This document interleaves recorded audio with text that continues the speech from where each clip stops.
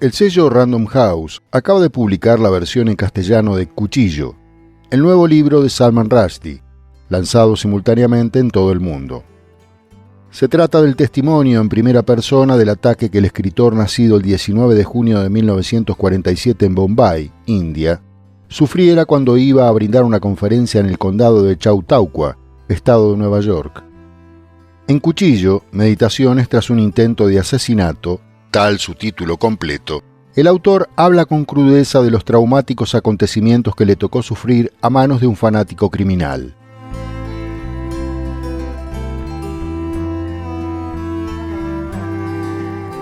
Sentí la necesidad de escribir este libro, una forma de procesar lo sucedido y de responder a la violencia con arte, explicó Rushdie.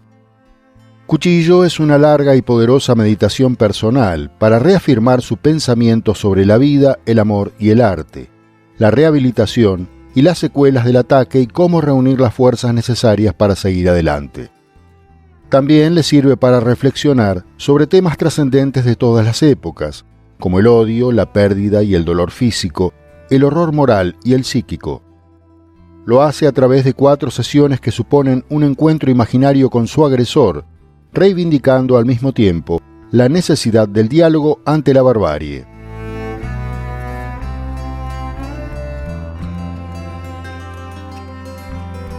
Aquella mañana del 12 de agosto de 2022, más de 3 décadas después de la fatua ordenada por el ayatolá Jomeini, fue atacado por un hombre de 24 años que lo apuñaló repetidas veces en rostro y cuello.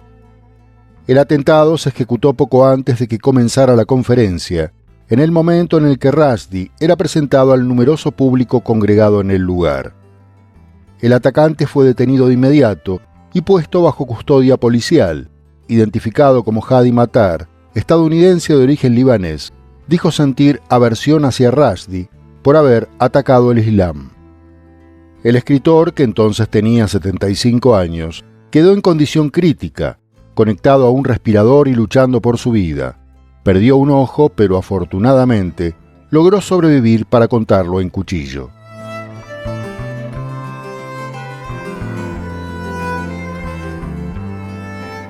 Lo paradójico u obvio, como ocurre en estos casos, es que inmediatamente después del ataque ocurrido en Nueva York, se dispararon las ventas de los libros de Rushdie. Especialmente los títulos más conocidos, como Los versos satánicos e Hijos de la medianoche, su primer éxito. Así como Ciudad Victoria, su 21º libro y 15ª novela, que estaba anticipando, aparecida en todo el mundo en febrero de 2023.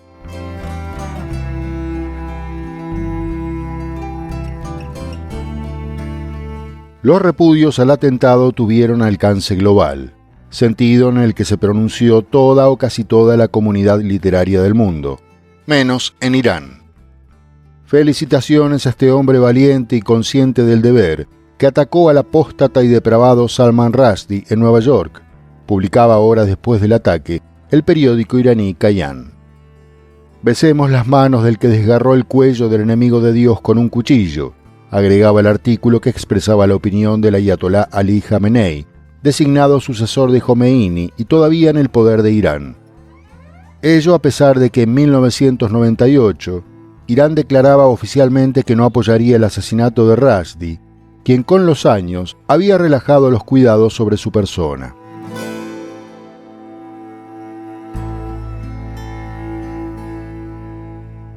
Para quienes se preguntan el porqué del intento de asesinato de Salman Rushdie y la razón por la cual debió permanecer oculto y bajo seguridad, hay que remontarse a 1988.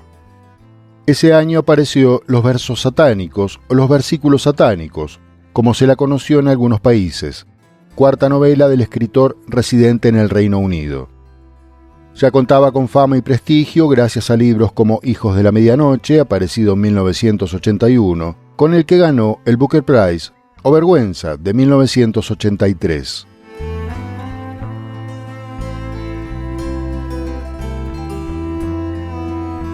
Inspirada vagamente en parte de la vida del profeta Mahoma y con recursos adoptados del realismo mágico, Los versos satánicos narra la vida de expatriados indios en la Inglaterra contemporánea, con varias subtramas. En la principal aparece una serie de visiones oníricas, atribuidas a la mente de uno de los protagonistas, con secuencias sobre la vida de Mahoma. Entre otros episodios, aparece uno sobre los llamados versos satánicos o sugestión satánica, que supuestamente el profeta islámico confundió con revelaciones de origen divino.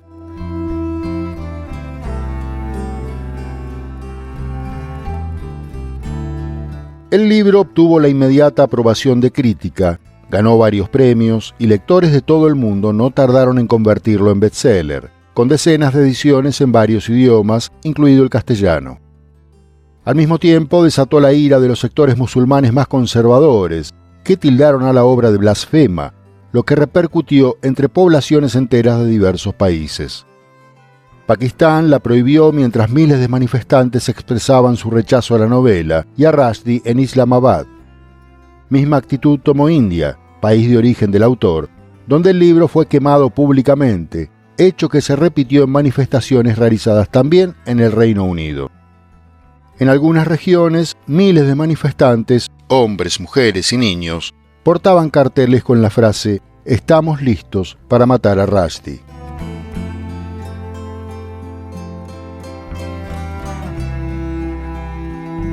Al año siguiente de la aparición del libro, el ayatolá Jomeini, entonces líder político y espiritual de la Revolución Islámica, emitió un decreto o fatua fechado el 14 de febrero de 1989, ordenando a los musulmanes de todo el mundo asesinar a Rushdie.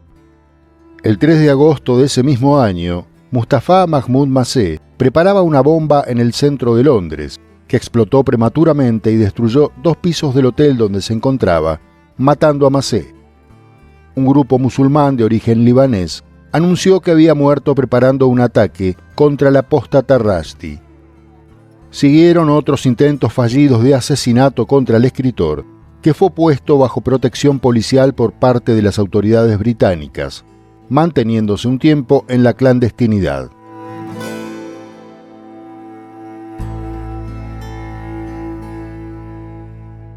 La condena a muerte por parte del régimen iraní alcanzaba a quienes hubieran intervenido en la edición del libro, como editores y traductores. El traductor al italiano Ettore Capriolo fue atacado en su casa de Milán, siendo apuñalado varias veces el 3 de julio de 1991. Hitoshi Igarashi, el traductor al japonés, fue apuñalado repetidamente en el rostro y en los brazos por un desconocido. Su cadáver fue hallado el 12 de julio de 1991 en su oficina de la Universidad de Tsukuba. El caso fue cerrado en 2006 sin determinar ningún sospechoso. No obstante, el crimen fue atribuido extraoficialmente a agentes encubiertos de los guardias revolucionarios iraníes. También William Nygaard, editor noruego de los versos satánicos, resultó gravemente herido en Oslo, al recibir 3 disparos en la espalda el 11 de octubre de 1993.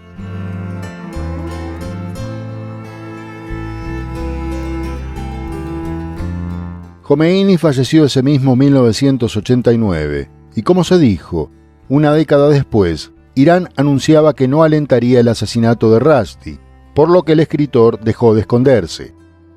No obstante, continuó bajo fuertes medidas de seguridad porque en la misma época, un grupo radical musulmán, supuestamente ajeno al gobierno iraní, ofrecía una recompensa de $3 millones por su cabeza. Y en marzo de 2016, la recompensa se incrementó en $600.000, a la cual contribuyeron los principales medios periodísticos iraníes.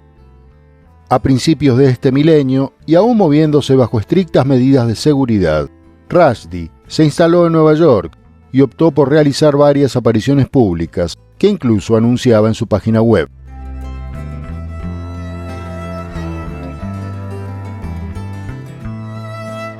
Y así, llegamos al pequeño pueblo de Chautauqua, el 12 de agosto de 2022, donde y cuando un fanático religioso pretendió vengar la presunta apostasía o tal vez cobrar la cuantiosa recompensa.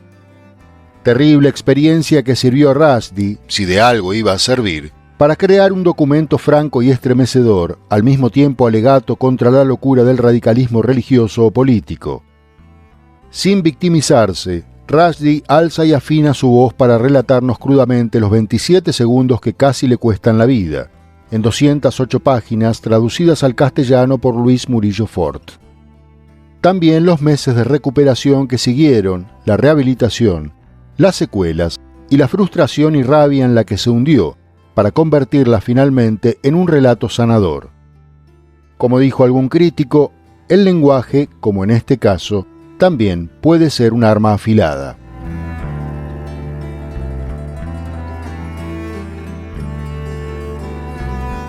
Para terminar, reproducimos en texto y audio las primeras páginas de Cuchillo, libro publicado en abril de 2024 por Random House para todo el mundo de habla hispana. No olvides dejar tu comentario, darle me gusta al video, suscribirte al canal, activar la campana de notificaciones y mirar algunos de los informes que se recomiendan al final de este. Muchas gracias.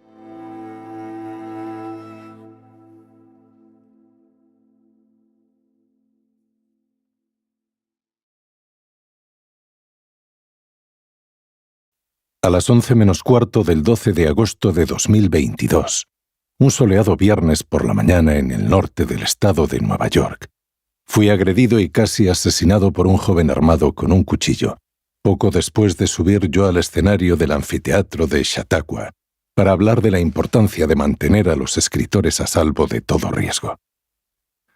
Yo estaba con Henry Rees, creador junto con su esposa, Diane Samuels, del proyecto Ciudad Asilo de Pittsburgh, que brinda refugio a una serie de escritores, cuya seguridad corre peligro en sus países respectivos. Era de esto de lo que íbamos a hablar en Chautauqua, Henry y yo, de la creación en Norteamérica de espacios seguros para autores extranjeros y de mi implicación en los inicios de dicho proyecto. La charla formaba parte de una semana de actos en la Chautauqua Institution bajo el lema «Más que un refugio, redefinir el hogar norteamericano». La conversación entre ambos no tuvo lugar. Como iba a descubrir enseguida, aquel día el anfiteatro no era un espacio seguro para mí. Todavía veo el momento a cámara lenta. Sigo con la mirada al hombre que se destaca de entre el público y corre hacia mí. Veo cada paso de su precipitada carrera. Me veo a mí mismo poniéndome de pie y volviéndome hacia él. Continúo de cara a él. En ningún momento le doy la espalda. No tengo ninguna herida en la espalda. Levanto la mano izquierda en un gesto de defensa. Él me hunde el cuchillo en la mano. Después de eso me asesta varias cuchilladas más. En el cuello, en el pecho, en un ojo, en todas partes. Noto que me fallan las rodillas y me desplomo. El jueves 11 de agosto había sido mi última velada inocente. Henry, Diane y yo habíamos paseado tan tranquilos por los terrenos de la institución y luego cenamos agradablemente en el Two Ames, un restaurantecito en la esquina de la zona de parque que llaman Vestor Plaza. Rememoramos una charla que yo había dado en Pittsburgh 18 años atrás sobre mi papel en la creación de la red internacional de ciudades de refugio. Henry y Diane habían estado presentes y la charla les sirvió de inspiración para convertir Pittsburgh en otra ciudad asilo. Empezaron por financiar una casa pequeña y patrocinar a Huan Xiang, un poeta chino que tuvo la idea de cubrir el exterior de su nuevo hogar con un poema suyo escrito en grandes caracteres chinos pintados de blanco. Con el tiempo, Henry y Diane ampliaron el proyecto hasta tener toda una calle de casas asilo, Samsonia Way, en el lado norte de la ciudad. Yo me alegraba de estar en Chautauqua para festejar lo que habían conseguido. Lo que ignoraba era que mi asesino potencial se hallaba ya presente en el recinto de la Chautauqua Institution, que había entrado valiéndose de una documentación falsa, con un nombre inventado a partir de los nombres reales de conocidos extremistas chiíes, y que mientras nosotros íbamos a cenar y volvíamos luego a la casa en la que nos hospedábamos, él también estaba por allí.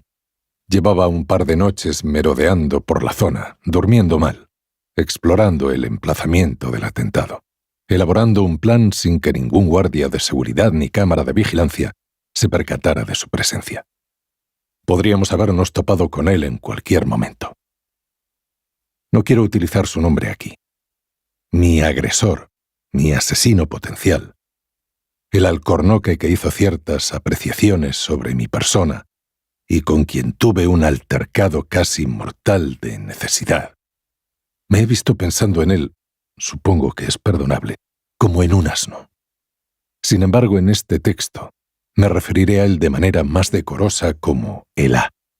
Como le llame yo en la intimidad de mi casa, es solo de mi incumbencia. Este A no se molestó en informarse sobre el hombre a quien había decidido matar. Según propia confesión, apenas si leyó 2 páginas de mis escritos y vio un par de vídeos de YouTube donde salía yo. Con eso tuvo suficiente. De lo cual podemos deducir que, fuera cual fuese el motivo de la agresión, no tuvo que ver con los versos satánicos.